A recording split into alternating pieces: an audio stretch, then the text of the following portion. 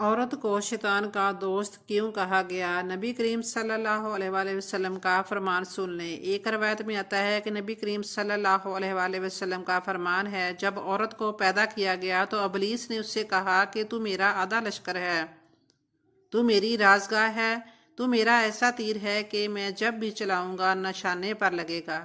اس کا مفہوم یہ ہوا کہ عورتیں ایک مرد کے لیے شدید ترین فتنہ ہیں۔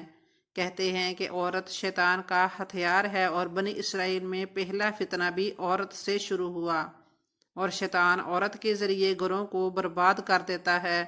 آپ صلی اللہ علیہ وآلہ وسلم نے فرمایا کہ دنیا سے بچو اور عورت سے بچو۔ بسم اللہ الرحمن الرحیم۔ اللہ تعالیٰ نے عورت کو مرد کے لیے پیدا کیا، اور اللہ تعالیٰ نے دونوں کے لیے ضابطہ مقرر فرما دیا، دونوں کو ان کے مقام کے بارے میں بتا دیا گیا۔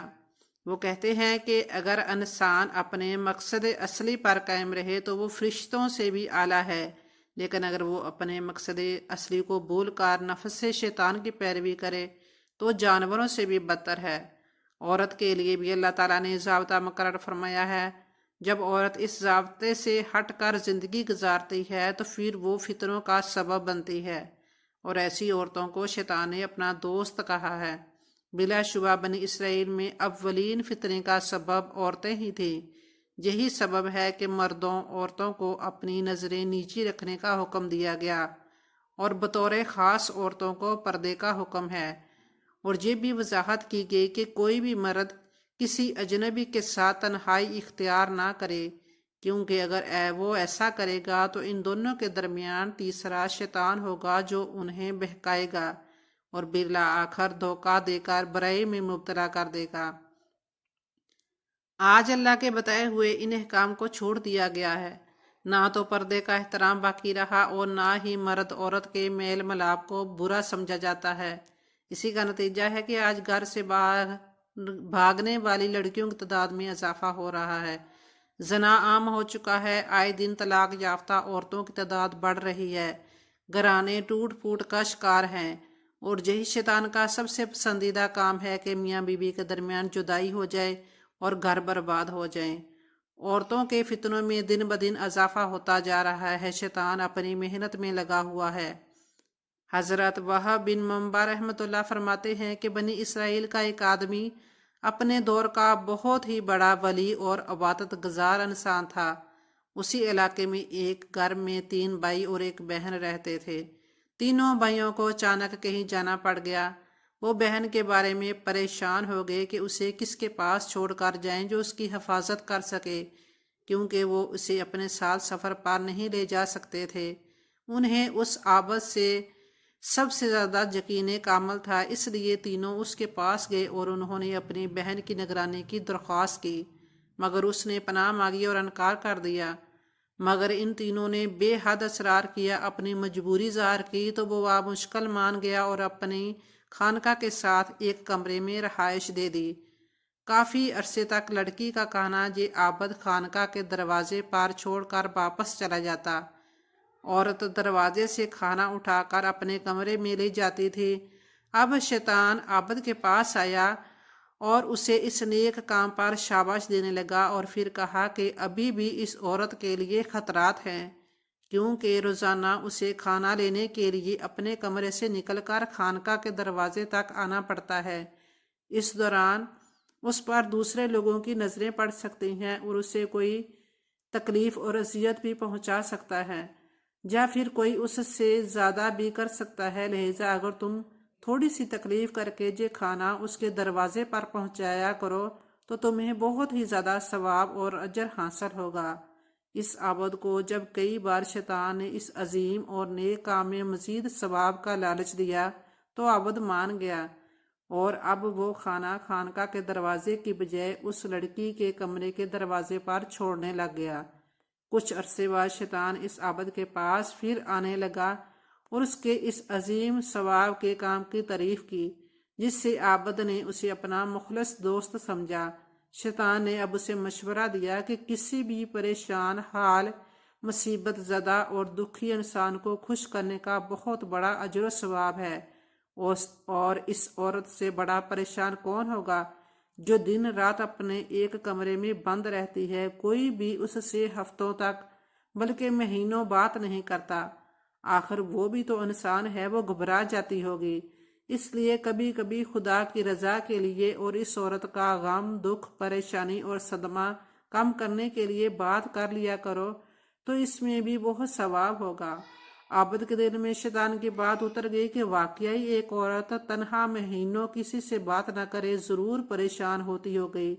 अब वो तकरीबन रोजाना खानका की खिड़की ही से लड़की का हाल अहवाल पूछ लेता और कुछ बात कर लिया करता था।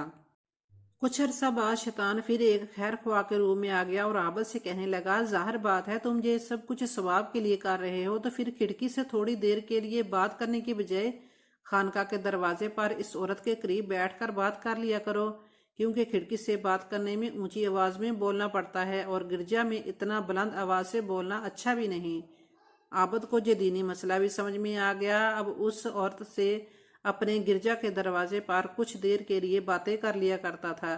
फिर कुछ ही दिनों बाद शैतान अपने शैतानी मिशन की तकमील के लिए आबद से कहने लगा कि इस औरत को गिरजा तक आने और जाने में भी तकलीफ होती होगी, और वैसे भी इसे दूसरे गैर मुतलका लोगों की नज़रें उस पर पड़ती होंगी, जो शरई एतबार से गलत है। औरत को घर से बाहर नहीं निकलना चाहिए, इसलिए इसको कमरे के दरवाजे पर बात करना ज़्यादा बेहतर होगा।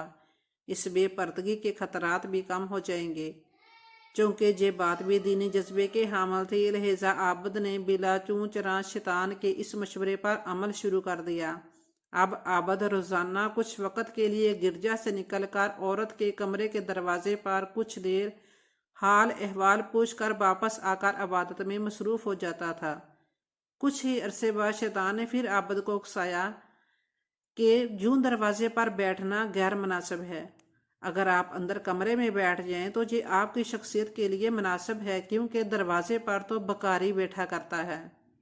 आबद को ये बात भी हकीकत के करीब और मुनासिब नजर आई और इस पर भी अमल शुरू कर दिया। मगर अभी तक वो औरत पर्दा में रहकर बात करती थी और ये आबद भी बस थोड़ी देर तक हाल अहवाल और उसकी कोई ज़रूरियात या काम मालूम करके वापस आ जाया करता था। एक बार फिर शैतान ने आबद को समझाया कि तुम जितनी देर भी इस औरत से बातें करते हो, क्योंकि ये सब एक नेक नियत और अच्छे जज्बे और सवाब की खातर करते हो, तो फिर थोड़ा सा सवाब क्यों, जितनी देर तक अब एक दुखी और परेशान हाल आदमी, और वो भी सफ़े नाजुक जानी एक औरत को तसल्ली देते रहोगे, इतना ज़्यादा सवाब मिलेगा। अब आबद का इस औरत के कमरे में सारा दिन गुजरने लगा, जबकि रात गिरजाघर में उस आबद ने शैतान ही के मशवरे पर औरत को पर्दे और नकाब की मुसलसल पाबंदी में मुनासिब हद तक नरमी की इजाज़त भी दे दी, और फिर नकाब सरकते सरकते मुकम्मल सरक गया। अब शैतान का काम तकरीबन ख़त्म हो चुका था, क्योंकि आबद के नेक जज्बे पर नफ्स ने गलबा पाना शुरू कर दिया था और नफसानी ख्वाहिश ने रफ्ता रफ्ता तमाम हदें पार कर लीं और वो औरत हामला हो गई और बच्चे की मां बन गई।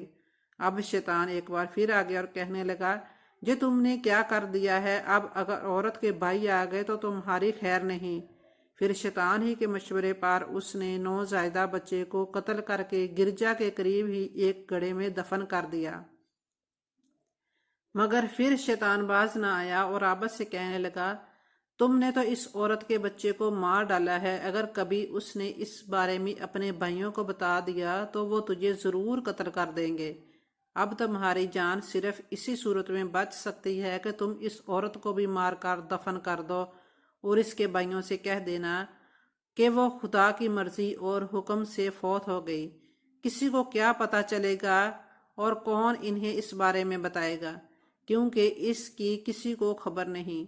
शैतान की बात सुनकर आबद घर गया कि वाकई औरत कभी भी उसका राज फाश कर सकती है, क्यों ना बांस ही को ख़त्म कर दिया जाए, ताकि ना रहेगा बांस और ना बजेगी बांसुरी। और फिर आबद ने इस औरत को भी कत्ल करके इस बच्चे के गड्ढे में उसी के साथ दफन करके ऊपर पत्थर रख दिए और मामूलाते ज़िंदगी में मसरूफ़ हो गया। वो अरसा बाद इस औरत के भाई वापस आ गए और वो इस आबद के पास अपनी बहन लेने गए तो आबद ने रोते हुए इंतहाई गमज़दा होकर बताया कि वो औरत बड़ी नेक, सालिहा, दीनदार और इबादत गुजार थी, मगर बीमारी की वजह से वो फौत हो गई। ये उसकी कब्र है। भाइयों ने कब्र देखी, कुछ देर ठहरे और आबद से रुखसत होकर अपने घरों में चले गए। रात को जब सोए तो शैतान हर एक के ख्वाब में आया और उनसे उनकी बहन के बारे में पूछा, तो उन्होंने जैसा आबद से सुना था वो बताया, मगर शैतान ने कहा ये सब झूठ है। उस आबद ने तुम्हारी बहन से बदकारी की, उससे बेटा पैदा हुआ। बदनामी के डर से उसने उस बेटे और तुम्हारी बहन को कत्ल करके गिरजा के दरवाजे की दाईं जानब ही करीब गड्ढा खोद कर दफन कर दिया है। तुम्हें अगर यकीन न आए तो जाकर देख लो।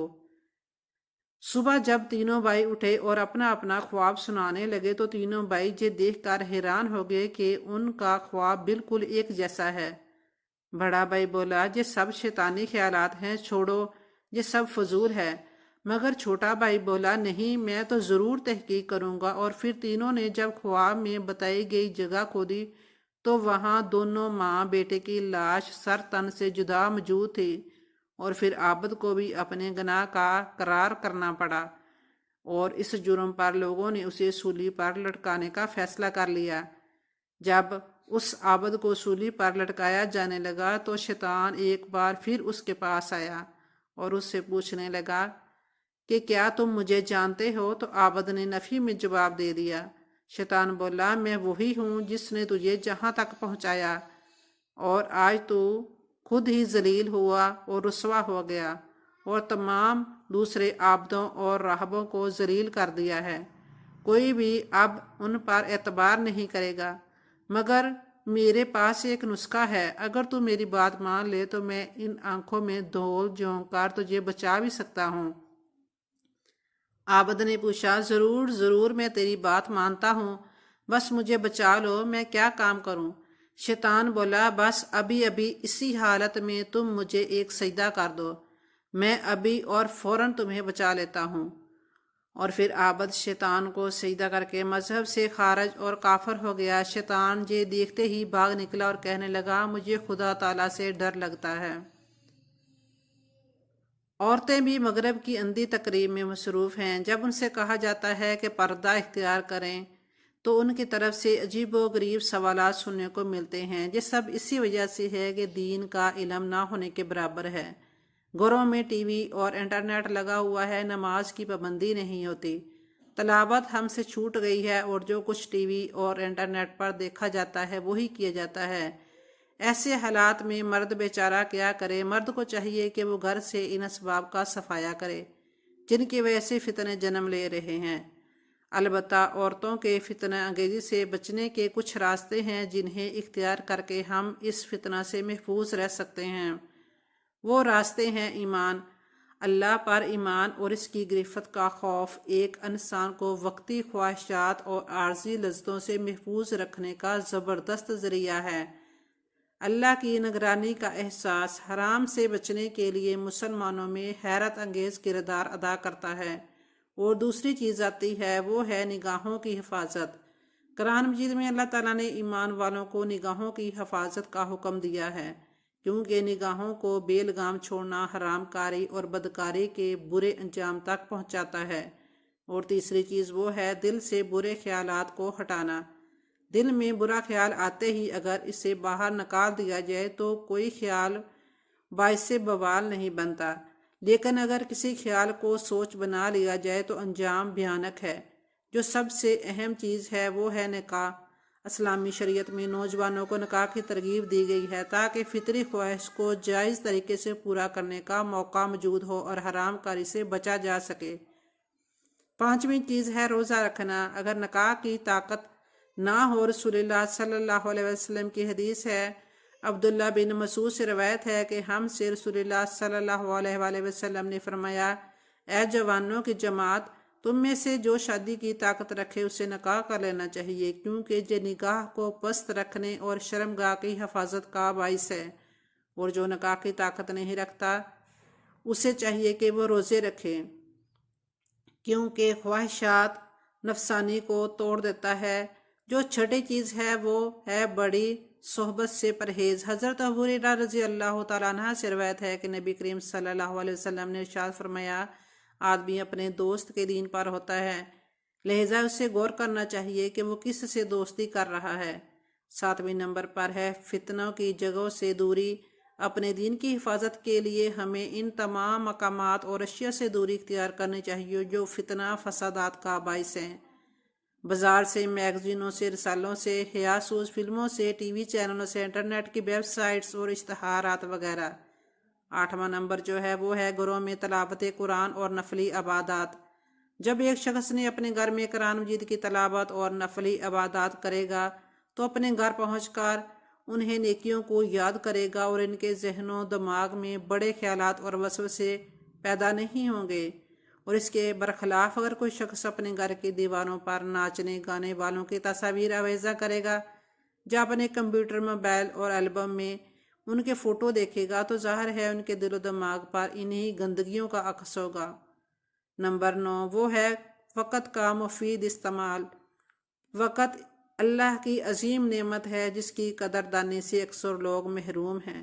نبی کریم صلی اللہ علیہ وآلہ وسلم کا ارشاد ہے، 2 نعمتوں کے بارے میں اکثر لوگ گھاٹے کا شکار ہیں، ایک صحت اور دوسرا فراغت۔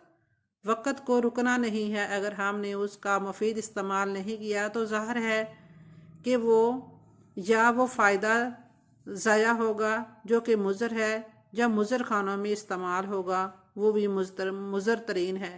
10ویں نمبر پر ہے آخرت کی نعمتوں کو یاد رکھنا۔ جب کسی دنیاوی عورت کے متعلق دل میں برے خیالات پیدا ہوں اور حرام کاری کا وسوسہ آئے تو اس وقت ہمیں جنت کے ان تعویذات اور حسین ترین حوروں کو یاد کرنا چاہیے جن سے اس برائی سے بچنے کی صورت میں ملنے کا سچا ربانی وعدہ ہمارے پاس موجود ہے۔ یہ بھی یاد رہے کہ حوروں کی نعمت دائمی ہوگی، جبکہ دنیاوی لذت کا انجام چند منٹ کے بعد حسرت و افسوس اور ندامت کے سوا کچھ نہیں ہوگا۔